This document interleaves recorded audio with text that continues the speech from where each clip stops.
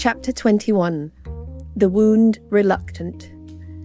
The bone marrow was unusually quiet. The main lights were dimmed, the atmosphere scrubbers humming in a patient, artificial rhythm. Outside, the Asgard floated beside her like a younger sibling, awkward, bristling with potential, and just slightly too large for its own hull silhouette. In the common room, the crew had gathered. Kate stood at the center, arms folded, neon pink cat helmet resting on the table beside her like the head of a fallen mascot. Her expression was unreadable, though her golden eyes held that particular glint which meant a decision was forming. Nick lounged sideways in a crash couch, chewing something unidentifiable. Fuji stood near the wall with arms crossed, watching the proceedings with the same silent composure he used when evaluating whether a plant was dead or simply pretending. Bublina hovered near the table, flickering through color palettes on her outer label in vague emotional accompaniment. "So," Kate said with the tone of a person both asking and commanding, "the new ship needs a name." Nick perked up immediately. "I've made a list." Kate closed her eyes. "Of course you have." He waved a hand toward a holoscreen that flickered to life. A garish scroll of names began to auto-crawl across it. The Porridge Blaster, Captain Kate's Snuggle Cruiser, Respawny McRespawn Face, The Cat Basket, Get In, Losers, HMS Neck Crack. Kate inhaled slowly. Fuji's brow did not move, but something behind his eyes visibly died. Nick grinned. "I'm just saying, if we're going to be horribly murdered by a ladder, we should own it. Let the ghosts say our name with confusion." Bublina chirped approvingly. "I vote for Snuggle Cruiser. It's the soft power play." Kate turned to Fuji. "Please tell me you have something." He gave a quiet nod. The folded vein, or possibly the flesh ambulant. Nick wrinkled his nose. "Ugh, that sounds like a cursed medical textbook." "I like it," Bublina said. "It's got ambulatory gravitas." "I was also considering," Kate said slowly, "the wound reluctant." A pause. Even Nick didn't snort. Fuji gave a slight nod, a signal of rare agreement. "Appropriate." Kate looked over her ship list again, and then at the hovering spectre of Captain Kate's Snuggle Cruiser, which Bublina had lovingly rendered in cursive. "I'll burn that list," she said, plucking the helmet back into her arms. Nick shrugged. "I'll back it up, for history." The moment of christening was short and solemn. Kate stood at the top of the Asgard's ramp, her coat drawn tight, helmet tucked under one arm like a relic. "Let it be known," she said, "that this vessel will ferry our corpses, our half-lives, our broken and glitched remnants from the brink of sandworm attacks, laddered decapitations, and friendly fire. She will moan, she will kill us on entry, but she will carry us." She placed one hand upon the hull. "She is the wound reluctant." Bublina played a minor key fanfare composed entirely of synthetic sighs. Nick clapped once. Fuji nodded. Above them, the stars shifted, then froze. A flicker of light stuttered across every screen. The bone marrow's main lights dimmed. The Asgard's internal hatches began to cycle open and shut once, then twice.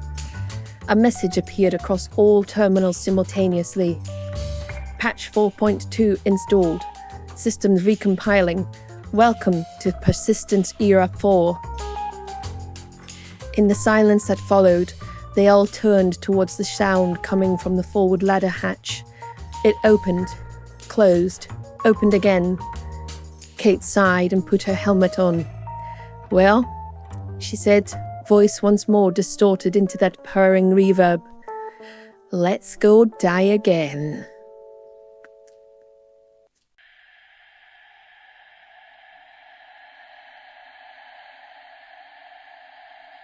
Chapter 22. The Cat Basket Incident. The wound reluctant hummed in low orbit like a sulking animal. Pyro 4 loomed beneath them, dunes shifting in endless whispering spirals. Somewhere out there, the Valakar waited, coiled beneath the sand like bad omens wrapped in scales. Inside the ship, however, chaos was brewing of a more familiar variety. Bublina hovered in the cargo bay, softly spinning in a circle, her repulsor lifts emitting a faint pink glow to match Kate's absurd helmet, which sat perched on a storage crate nearby. Her voice echoed through the comms in practiced sincerity.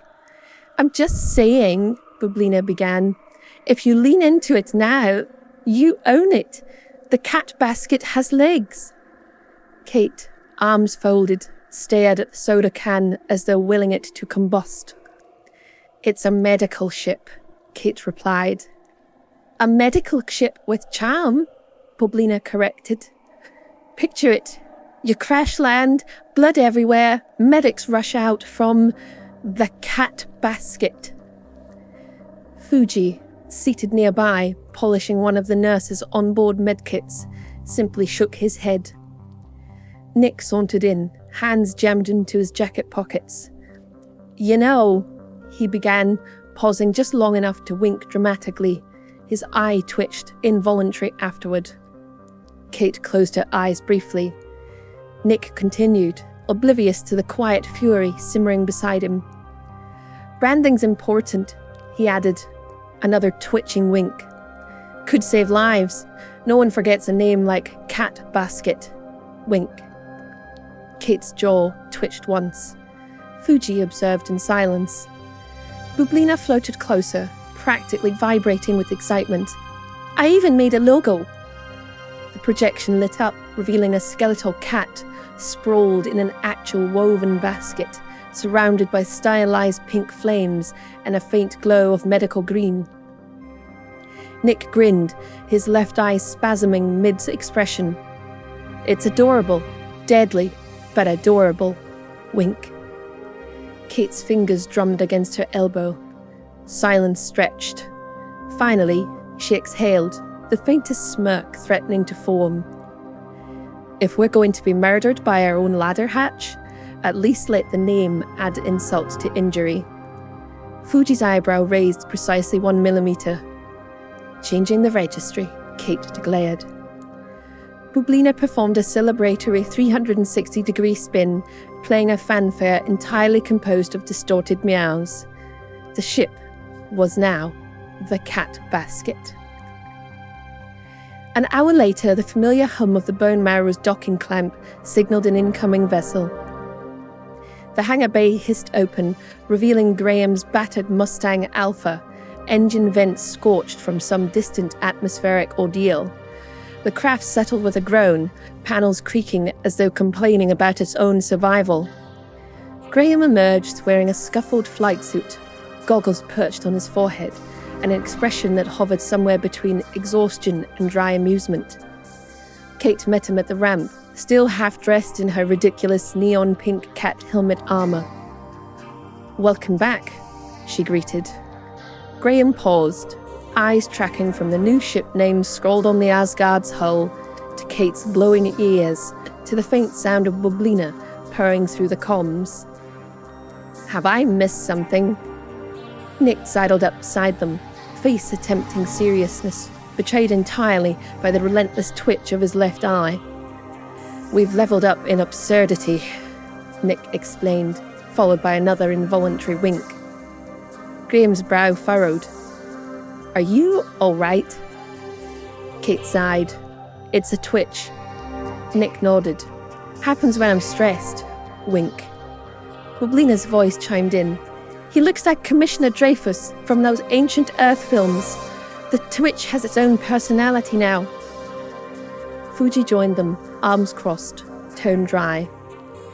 "He's been winding her up intentionally for 3 hours." Kate's golden eyes narrowed at Nick. He winked again, entirely against his will. "Moving on," Kate said, with the iron command of a monarch barely containing the urge for murder. The planning session began in the common room. Projected across the table was a tactical map of Pyro 4's known surface anomalies. Pulsing in crimson were the latest Valakar sightings, massive tunnels etched through the dunes, collapsing sinkholes, seismic distortions. "We need to confirm with the Valakar our AI spawned," Kate began, pacing along the hollow map, "or if the devs have done what they normally do. Made them sentient death noodles with unpredictable bugs?" Nick offered, another rogue wink accompanying his words. Kate ignored him. "We'll take the cat basket down to the southern dunes, deploy the NERSA, stay mobile, test response times. Fuji, you're on overwatch." Fuji inclined his head once. Graham tapped one of the sandworm's signatures. "Any idea how big these things are?" Bublina answered with relish. "Big enough to be seen from low orbit. Big enough to eat the NERSA. Big enough to make you regret landing." Nick twitched. "Sounds fun." Wink. Kate let her shoulders react slightly, scanning the gathered crew. "Then let's go stir the sand."